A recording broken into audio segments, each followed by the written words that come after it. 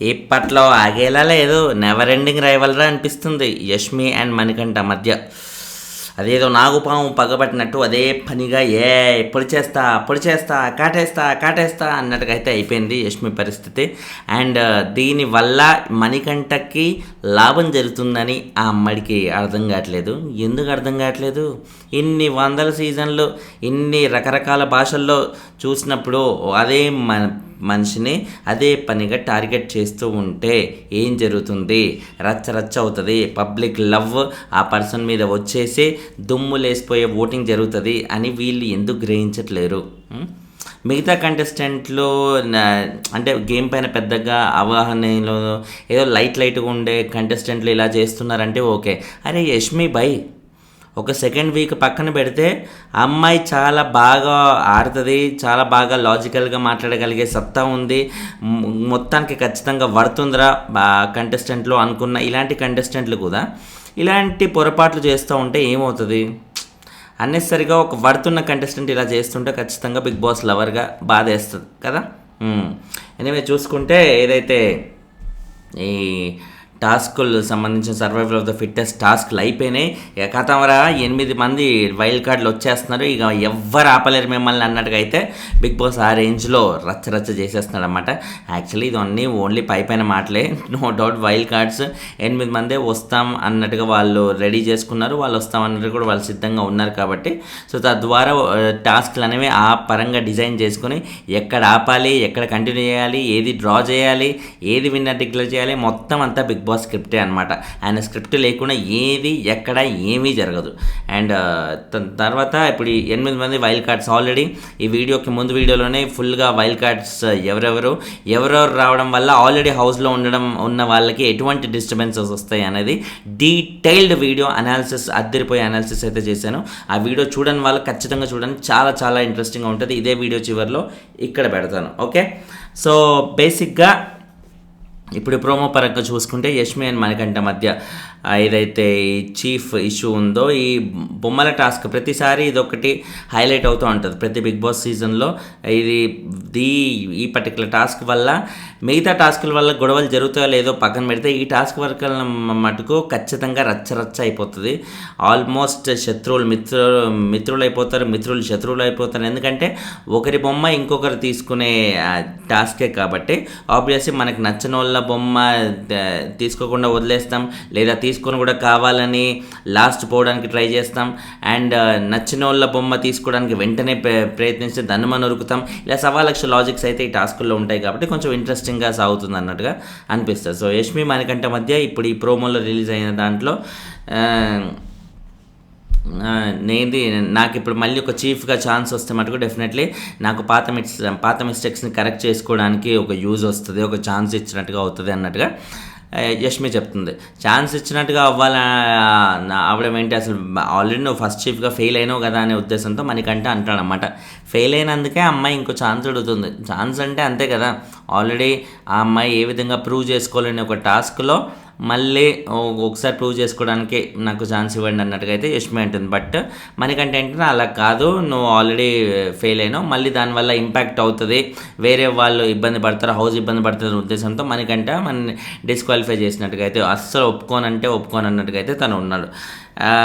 మనకంటే ఏంటంటే మామూలుగా ఇలా పగలు పెట్టుకొని ప్రతీకారాలు పెట్టుకొని తద్వారా సాధించాలి అనే ఫీలింగ్ కుర్రోడికి ఎప్పుడు ఉండదు. తను ఎప్పుడు నామినేషన్స్లో కూడా తనని నామినేట్ చేసిన వాళ్ళనే రివర్స్ అయ్యాలి అనే ఉద్దేశం కంటే కూడా హౌస్కి ఎవరైతే కీడు చేస్తున్నారో, హౌస్కి ఎవరైతే నిజంగా వెళ్ళిపోయినా పర్లేదు అనిపించే కంటెస్టెంట్స్ని మాత్రమే నామినేట్ చేస్తారు తప్ప ఎలా పడితే అలా రివెంజ్ నామినేషన్స్ మరొకటి మనీ ఎప్పుడు చేయడు. బట్ ఈ పర్టికులర్ టైంలో మటుకు తను యష్మి అదే పనిగా పగబట్టి ప్రతిసారి నామినేట్ చేయడం, రచ్చ చేయడం, ఏదైనా ఇష్యూ ఉంటే కూడా గోల్మాల్ చేయడం ఇది అనేది జరుగుతుంది. కాబట్టి ఇప్పుడు యష్మి మీద మనోడు కూడా మంచి రివర్స్ కౌంటర్ పగ పడినట్టుగా అయితే మనకు తెలుస్తుంది. అస్సలు చీఫ్ని అవ్వనివ్వను అన్నట్టుగా భీష్మించు కూర్చున్నాడు అనమాట. అండ్ ఆల్రెడీ నీకు యష్మికి చీఫ్గా ఛాన్స్ వచ్చింది కదా అన్నట్టుగా కూడా మనీ మాట్లాడుతుంది. ఆల్రెడీ వస్తే ఏంటి, ఒకసారి చేసిన వాళ్ళు మళ్ళీ చేయకూడదు, ప్రతిసారి అదొక రీజన్ చెప్పి నన్ను పక్కన పడేస్తున్నారు, డిస్క్వాలిఫై చేస్తున్నారు చేస్తున్నారు, ఇది కరెక్ట్ కాదు అన్నట్టుగా అయితే తను చెప్తుంది. డైలాగ్ ఇంకా ఫినిష్ చేయకముందే Bigg Boss Yashmi is out of the race అన్నట్టుగా అయితే స్ట్రిక్ట్గా చెప్పేశాడు on the face. And other side Prerana ఇంకా చీఫ్ కాలే కాబట్టి తనకు కొంచెం అడ్వాంటేజ్ అయితే వచ్చిన ఇదైతే మనం చూస్తున్నాం అనమాట ప్రోమో ప్రకారంగా. అండ్ పృథ్వీ మరొక సైడు మణికంఠని అదే పనిగా యష్మి ఎలాగైతే మణికంఠ మీద ఫోకస్ పెట్టిందో పృథ్వీ కూడా మణికంఠ మీద అదే ఫోకస్ పెట్టి ఈ కుర్రోడ్ని ఎలాగైనా తగ్గించాలి, మ్యాక్సిమం వేసి పడదొబ్బాలి అనే ఒక ఇంటెన్షన్తో అయితే ఉన్నట్టుగా తెలుస్తుంది. ఇప్పుడు మొన్న రీసెంట్గా జరిగిన నామినేషన్స్లో కూడా అలాగే అయింది. ఆ ఫైర్ నామినేషన్స్లో బీభత్సంగా వెటకారం చేయడం అది ఇది చేయడం వల్ల అది నువ్వు అట్లా వెటకారం చేయకు, ఆ హ్యాండ్ మూమెంట్స్ అవి ఇవి చేయకంటే చేస్తే ఏం చేస్తావు అన్నట్టుగా పృథ్వీ మీదికి వెళ్ళడం అలా మాట్లాడడం అనేది కొంచెం అతిగా అనిపించింది. అండ్ ఇక్కడ మళ్ళీ ఈ డిస్కషన్ టైంలో కూడా మళ్ళీ అదే చేస్తాడనమాట.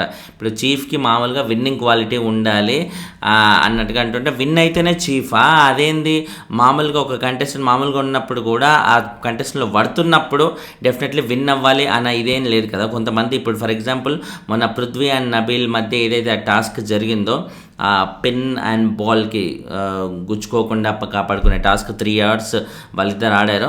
ఆ టాస్క్లో నబీల్ విన్ అవ్వకపోయినా కూడా ఆయన ఎఫర్ట్ అనేది కనబడింది కదా.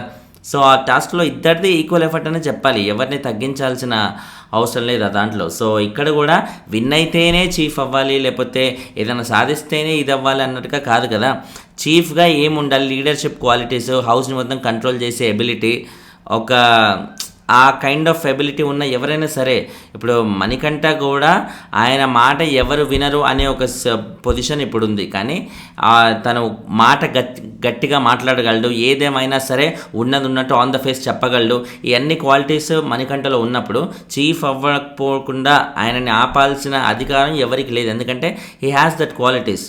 టాస్క్లు ఆడలేదు అన్నంత మాత్రాన అది కాదు కదా. ఇప్పుడు ఏంటి ధోని అద్భుతంగా బ్యాటింగ్ చేయలేదు కాబట్టి ఇంటికి వెళ్ళి వాళ్ళ మంచం మీద పడుకోకూడదు అంటే ఏంటన్నట్టు, అది మంచం మీద పడుకోవడం అనేది ఆబ్వియస్లీ ఎవరైనా అదే చేస్తారు.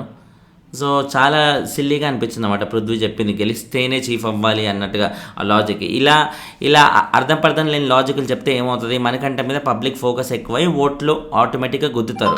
మణికంఠకి ఇప్పుడు అదే జరుగుతుంది. ఈ వీక్ ఓటింగ్ దద్దరిల్లిపోతుంది ఆల్రెడీ. ఇలాంటివి ఇంకా జరుగుతుంటే ఇంకా దద్దరిల్లి ఏకంగా నిఖిల్ స్థాయికి వెళ్ళినా కూడా ఆశ్చర్యపోనవసరం లేదు ఓటింగ్ పరంగా.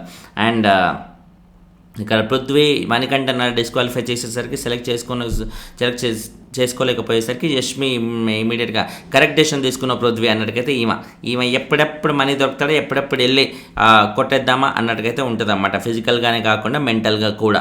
అఫ్కోర్స్ నిన్నటి ఎపిసోడ్లో మటుకు మనోని మణికంఠని డిస్క్వాలిఫై చేసినప్పుడు ఫస్ట్ టైం నేను I feel sad for Mani అన్నట్టుకైతే అనింది. ఓకే, ఆ కన్సర్న్ అన్న ఉంది అని అనుకున్నాము. ఆ కన్సర్న్ కాస్త ఇమీడియట్గా ఫ్లిప్ అయిపోవడానికి ఎంతోసేపు అయితే పడలేదు. టాస్క్ వచ్చింది, మళ్ళీ టాస్క్ పరంగా యష్మి అండ్ మణికంఠ మధ్య వర్బల్ వార్ జరగడం వల్ల మళ్ళీ డైలాగ్ అయితే వచ్చేసింది యష్మి నోటి నుండి, కరెక్ట్ డెసిషన్ తీసుకున్న పృథ్వీ అని. దాని తర్వాత సీత, నీ బొమ్మ యష్మి దగ్గర ఉంది అని అనుకున్నప్పుడు నీ ఫైట్ యష్మితో ఉండాలి, ఎంటైర్ హౌస్తో కాదు అన్నట్టుగా అయితే సీత అంటుంది. అంతే కదా. ఇప్పుడు బేసిక్గా మనీ ఏం చేయాలని ట్రై చేస్తున్నాడు ప్రతిసారి.